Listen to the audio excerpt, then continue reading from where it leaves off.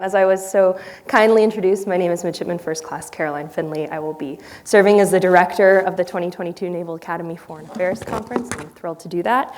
And this morning, actually, it's my honor to have the opportunity to interview Ambassador Kenneth Braithwaite, who served as the 77th Secretary of the United States Navy, the first career naval flag officer to serve in that position. In addition to this, Ambassador Braithwaite also served as the 31st Ambassador to the Kingdom of Norway, and is a businessman, career diplomat, and career U.S. naval officer. Sir, thank you so much for being here this morning. I'm a proud graduate of the United States Naval Academy. Yes, sir. 1984. 1980. And I would like to congratulate you, Bravo Zulu, in being selected for all those titles that the Master of Ceremonies indicated. You're a very special midshipman to be here and to take part in this program. The Naval Academy would not have sent you away from Annapolis today because we need every midshipman to cheer for us today at the Navy Central Florida football game. So for you to be up there in Connecticut, that speaks very highly of you. And I am pleased and privileged to be able to speak with you today. So I look forward to a long friendship with you, shipmate. So over to you to get started. Thank you so much, sir. We're so honored to have you here today, even virtually. It's such a privilege. So I'll go ahead and kick it off with the first question, sir. As you know, the subject of this conference is competing for the future. And within that theme, we asked a critical question, which is, what is next for the United States after 20 years of war? And so, sir, to open, I'll go ahead and get your take on this question. What is next for the United States? I looked at my crystal ball this morning, and I came up with all the answers. So now, the Master of Ceremonies touched on something that's very important, that most Americans live their lives day in and day out, and they really don't think about. And that is all the lessons that history teaches us. They're all there for us to discover. And there are only so many things that we as humans can learn in this world. And there are new discoveries, of course. But a lot of it is predicated on the lessons of the past. My home here, and I apologize for not being able to be with you all today. I'd love to be there. I was just up at Electric Boat in Groton, Connecticut recently. And Connecticut's a great state, so I'm very pleased to at least participate with you here virtually. But my home is 280 years old. It was used by a gentleman by the name of General Cornwallis as his staff quarters. For I live on the battlefield of the largest land battle of the American Revolution, the Battle of Brandywine, which was fought on September 11th of 1777, in which General Washington learned one of the greatest important lessons, and that is the value of intelligence and to trust the right intelligence. But I won't digress and go into that. What I want to talk about on this question is that I have been on a campaign to try and get Americans to realize that we have now entered into probably the most challenging period of our history since the War of 1812. And when I say that, people ask me like, well, why the War of 1812, Ken? That's kind of arbitrary. The War of 1812 was a great naval war, as you know, Carolyn, and the United States Navy really came out of its infancy and proved its capabilities on the high seas. But in 1812, the United States went to war against the greatest power in the world, the power of Great Britain, the largest navy in the world, most capable army in the world. And we, as this new neophyte concept, if you will, of independence and freedom here on the North American continent, really must have thought a lot of ourselves to take on this mighty giant. And we got lucky, ladies and gentlemen. We got lucky because we had friends in Parliament who recognized that as a former colony, it would probably be a good thing to build bridges with us for whatever the future would bring. And as we know today, our closest ally is the United Kingdom. They pretty much stand with us in every challenge that we have. And I was very fortunate to serve with the Royal Navy as a liaison officer aboard HMS Campbelltown. And I can tell you that those ties run deep. But we also got lucky because the United Kingdom was at war with a greater competitor, a guy by the name of Napoleon on the continent. So in 1814, 2 short years after the beginning of the war, we were able to sue for peace. And it was pretty much a draw. But out of that, we learned a great lesson. And we entered into a period of immense growth. And growth through different wars that never challenged us, ever, in the way that we are challenged today. And when you think about that, the American Civil War was a war between our own people. The Spanish-American War was a dust-up that saw us emerge into an imperialistic empire-building period around the world. World War I, we were the saviors to come in at the last minute and help the Allies win peace over the Central Powers. And then World War II, the Great War, we were really never here in America at risk of losing the very liberty and freedoms that we hold so sacred. And then the Cold War, when the wall came down, I endeavored to travel to the former Soviet Union because I wanted to see what the evil empire was all about. And so I was fortunate to be able to go there and to see the Russian people for who they are, which great people, by the way. It's always the governments that create problems in the world. But one thing I discovered while I was there is the Soviet Union could have never exercised a long-term war with the United States that we would have eventually won through, and I think they knew it. So there was this deterrent period. But today, Carolyn, we've entered into a new period of great power competition. And all that the Soviet Union didn't have, the People's Republic of China does have. Of course, they have national will, political intent, but most importantly, they have the economic wherewithal to wage war with not only the United States, but with pretty much any nation around the world. So this period for us has become very important. For, in the words of one of my heroes, General George Marshall, who won the Nobel Peace Prize in Oslo in 1953 for being the architect of the Marshall Plan to rebuild Europe. General Marshall, when asked by the media following the award of the Nobel Peace Prize, General, how do we ensure that we win World War III?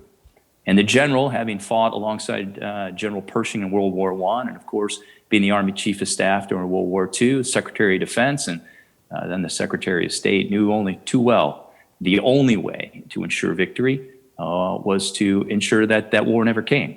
And so how do you do that? You do that through deterrence. You do that through capabilities that ensure that those potential adversaries think twice about ever raising their fists towards you. And that's where we find ourselves today. And it's unfortunate that many, during times of peace, and as you and I spoke, Carolyn, about this new period of peace that we've entered into now after our withdrawal from Afghanistan, it's very easy to cash in that peace dividend and focus on our issues domestically, which we have plenty of them to focus upon. But we can't forget the greatest challenge to us and to all freedom-loving nations around the world is potentially in the very forefront of the immediate future. And therefore, this is a time that we need to understand what that challenge is, and we need to prepare ourselves so that, as General Marshall said, we don't have to ever fight a next war because we will have prevented it, as we did during the Cold War, through deterrent strength. Absolutely, sir. And there's just so much to discuss and take away from that point that you just made. And so I think I'll transition to that direction that we were leading to. So the United States is clearly in a period of transition following the conflict in Afghanistan. And we can say that any period of war, especially an extended war like we've seen in that region, requires a period of recovery. So, sir, for an additional question, domestically and internationally, where do you see opportunities for the United States to make positive advantage in our strategic future, paying mind to the fatigue brought on by conflict? The strategic future of America relies on one thing, and that is a united America. The greatest word in the title of our country, Carolyn, the title of our Navy, our Marine Corps, is United States of America, the United States Navy, the United States Marine Corps. We are a great nation. We are a nation of many people. As I would love to talk to the sailors and Marines, I would ask them, does anybody know on our dollar bill in the beak of the eagle, there's a banner that says E pluribus unum. And I know you know what that means, Carolyn, but you'd be surprised at how many sailors and Marines are not familiar with that term from anyone. And that is the beauty of America, built upon the experiences, cultures of peoples from around the world who came here for a new life and created a new American culture. And that diversity enriches us, it makes us who we are. We need to celebrate it, not recognize it, and allow it to become that divisive nature, which it's become recently. So I think the strategic future of the United States is dependent upon us coming together as people and understanding that compromise and debate are not four-letter terrible words. It's the essence of how our nation was created. I mean, two great people in all these books here in my study, two people that I hold in high regard, are John Adams and Thomas Jefferson. Bitter political rivals, if you know the history between the two of them. They both died, coincidentally, on the same day, July 4th of 1826. And their last thoughts were about one another. Their last correspondence were letters to one another, because they knew, in reflection upon the history of America, that the way that we came together and built our nation from its infancy was because these two gentlemen and others checked their differences to compromise and come together. As Thomas Jefferson reminded us, no man, he probably should have added woman, should have everything they want, because the essence of getting along as peoples is an understanding that brings us together. So I think the strategic future of our country starts today with eliminating the political divisiveness. I just spoke at a Republican event last week here in Pennsylvania, and I reminded the audience that the Democrats are not the enemy.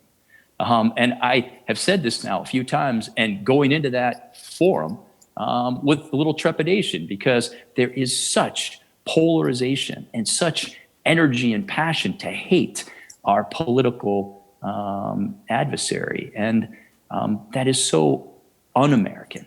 So if we really truly want to make America great again, wherever you are on the political spectrum of that tagline, I would argue with former President Trump that it's not about the reindustrialization of America, it's about bringing our people together. It's about creating that United States of America. Because I will tell you, Carolyn, if we are to see ourselves through in great power competition, it will only be because we have checked our political differences. We have come to the table to have those discussions, to come to an understanding of what makes America great, so that we can be united to those who are external to our borders, who truly are the great challenge to us as a people going forward. Because literally, there are those elements at work today in the world that would like to see the elimination of the United States of America, if not as the greatest power that has ever existed on this globe, but at least as an influential element in the world order. And that is extremely dangerous. Yes, sir, absolutely. And on that theme of unity, I guess I'll transition a little bit to not just unity between the civilian public and the military services, but also unity within the military services themselves. And this weekend, today, we have the incredible opportunity to share the stage with fellow heads of our sister services in the Army and Air Force. And sir, I would ask, with that same type of mind towards strategic competition, where do you see the future of collaboration between the services? Well, be careful. My friend Ryan McCarthy will be speaking a little bit later, so it'll be interesting to see how he comes across. We're very good friends, and he's just a dear soul. And I will tell you that Ryan and I really stood together on a very dark day in our nation's history, and really had a lot of soul searching to do during that time. I won't digress there, but he's an incredible leader. He has a bright future, and I wouldn't be surprised if in the next few chapters of his life, he eventually becomes future Secretary of Defense. He'd be extremely qualified to be in that role. But I believe that in a new Department of Defense, and I grew up at a time, Carolyn, when the Navy still wanted to hold on to the past, that we like to operate our ships at sea independent from a united defense structure.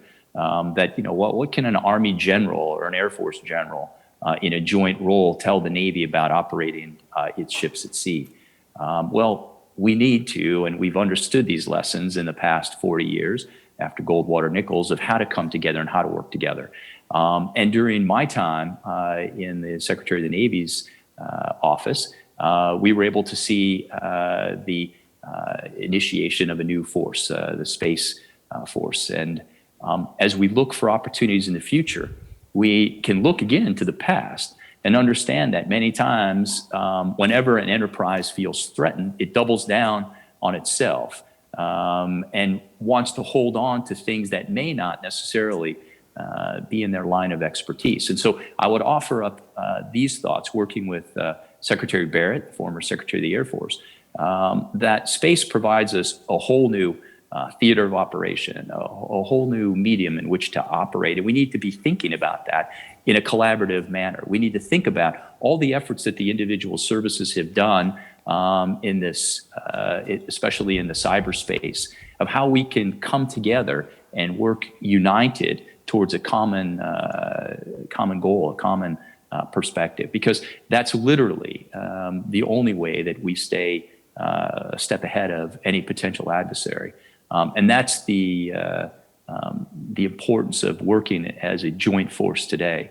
Dr. Esper did a great job of bringing all of our services together and uniting the three of us in creating a lifelong friendship. And I believe that,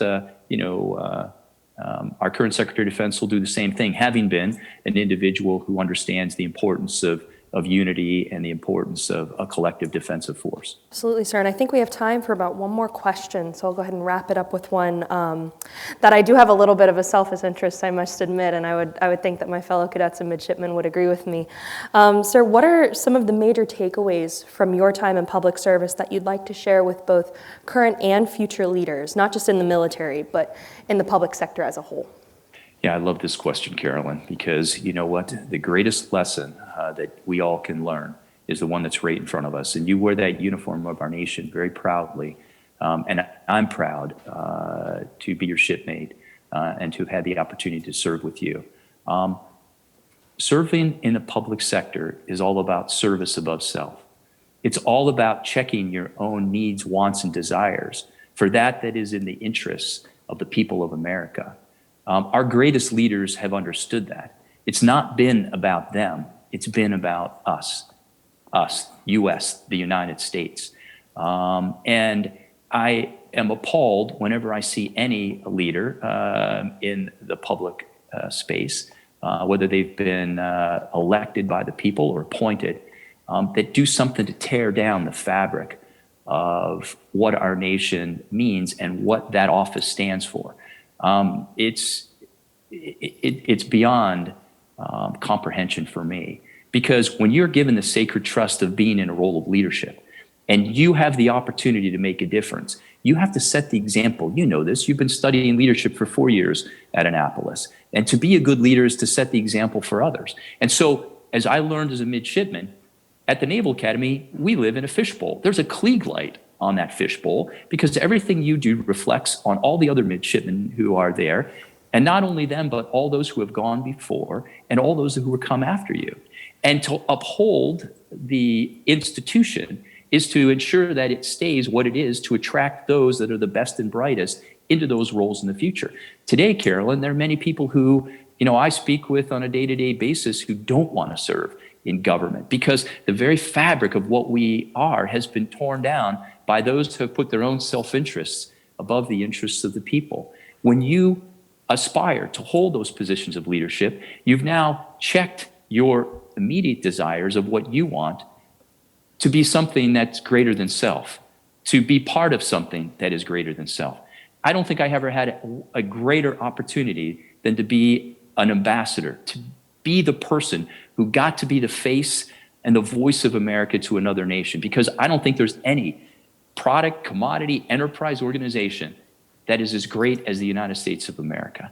And so those who serve need to understand that. They need to understand that people are watching them.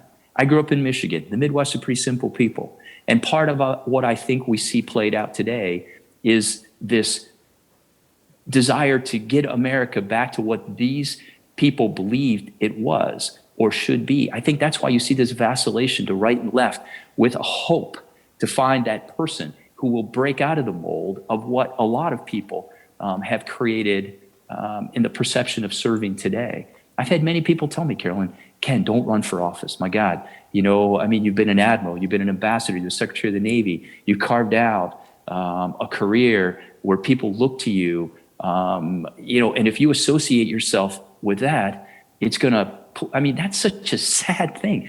The bookshelves behind me are filled with biographies of people like Thomas Jefferson, John Adams, George Washington, my personal hero, Teddy Roosevelt, who entered into that political arena, who served, who led our country to become what it is today. To think about young people like yourselves who don't aspire to be in those roles, I think is the undoing of America. So I would offer to you and anybody who wants to serve our country, remember this. You, in holding the role that you hold as a public official, whether you're a U.S. Navy midshipman or you're the President of the United States, you are part of something greater than self. And you are part of something that can only grow by your actions and what you do. And that you leave behind in your actions will then make that what it is for future generations who want to be part of what America is. And I will tell you that to serve our country is the greatest honor that I've ever had. And I don't think my service is over. I hope not, because I can't think of anything to be more aligned to that I hold in higher regard. And I think that when people go into public service, they need to remember that you join something again that is greater than self. So I will tell you, Carolyn, in your service to our country, Admiral Buckley, all right, he won the medal. He was awarded the Medal of Honor for his actions at Corregidor in May of 1942 when he took Douglas MacArthur off the Rock. He's a great naval officer, and he came to speak to us when I was a midshipman.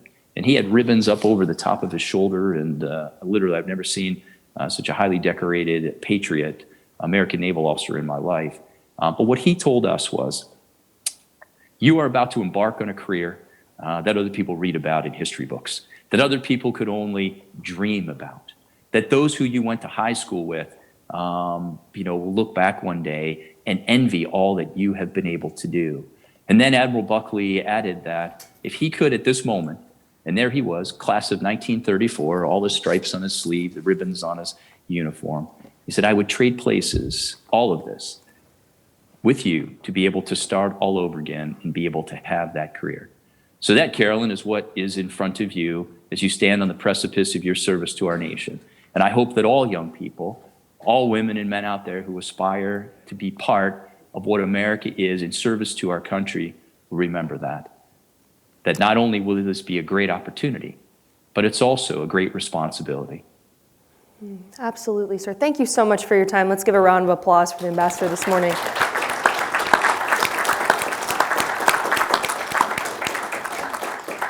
Sir, we appreciate it, and we thank you so much for being willing to share with us this morning. And I know I personally am incredibly honored to see your legacy of service and aspire to something similar. So, sir, we appreciate it. Thank you. Thank you, Carolyn. We'll see you again, shipmate. Take care, and God bless all of you always. And God bless America. Thank you, sir. All right. How about that? Faith in ourselves and the power of being united. How cool to have Carolyn and the Secretary of the Navy kick off our day. Now, I agree.